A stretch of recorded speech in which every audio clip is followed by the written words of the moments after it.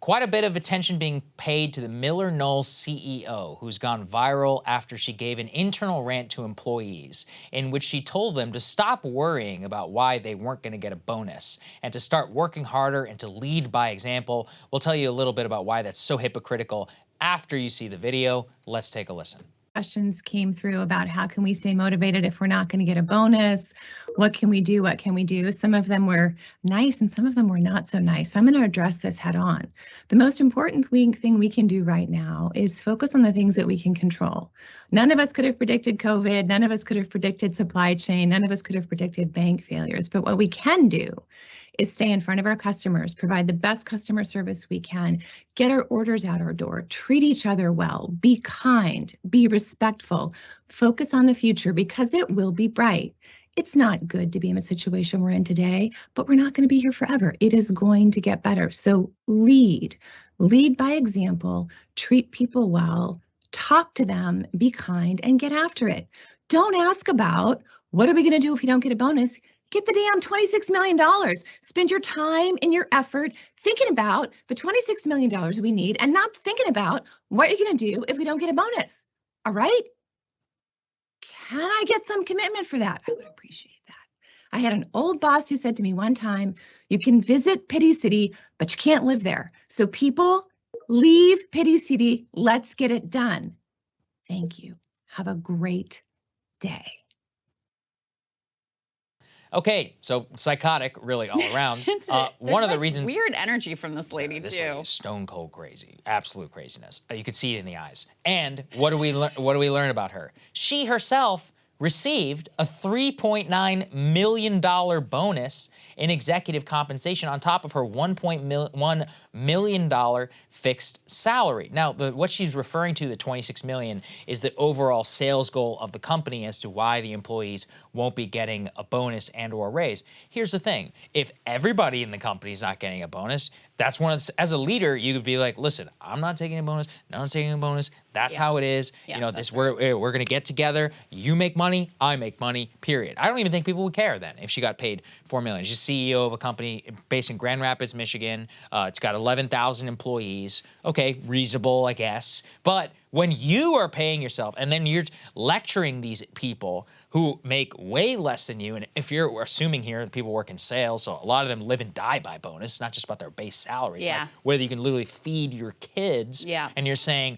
stop, the Pity City thing is perfect. I've watched the video 15, 20 times at this point. I just can't get over the narcissism, the way in which she like thinks that she's better than everybody else. And here's the best part. You want her LinkedIn profile, she's all about diversity, equity, and inclusion and like feminism and all that stuff, but not for just being a decent person to your employees. That's the crazy part. The thing that there's a lot that gets me here, but you can tell she's kind of like keeping it together at the very beginning, and then it just becomes increasingly angry and unhinged. She's clearly like personally hurt. That people are wondering if they're going to be able to get paid and feed their families or whatever. Miller-Knoll, their primary product is apparently office chairs. And so during the pandemic and post-pandemic, with people not being in the office as much, the demand for office chairs has plummeted. So she's, still doing okay, getting her $4 million bonus. No worries about her. But the thing that actually Yeager is the person who flagged this clip for me initially, and he made the point that, for the boss class, it's totally expected and understood that they'll be out for the money. That they'll be looking at their compensation, they'll be maximizing their compensation package, they'll be locking in their golden parachute. If they screw up the company, they're still gonna walk away okay. But then they try to sell to the workers that they should be in it just purely for noble reasons. About the family, about the project they're engaged in. How dare you even worry about what your compensation is ultimately gonna be? How could you not be just committed to this team of selling office chairs? So it's incredibly psychologically manipulative too, and I think revealing of a tactic that is deployed all the time in corporate America of trying to sell people on this like deeper mission or this family that you're a part of in lieu of expecting actual compensation for the labor that you're committing to the profits of the business. I completely, it also bothers me. You and I now have people who work with us, and it's one of those things where you can never cut somebody's pay and take more money yourself. Oh. I could not live with myself. I can't imagine talking to someone like that. Never.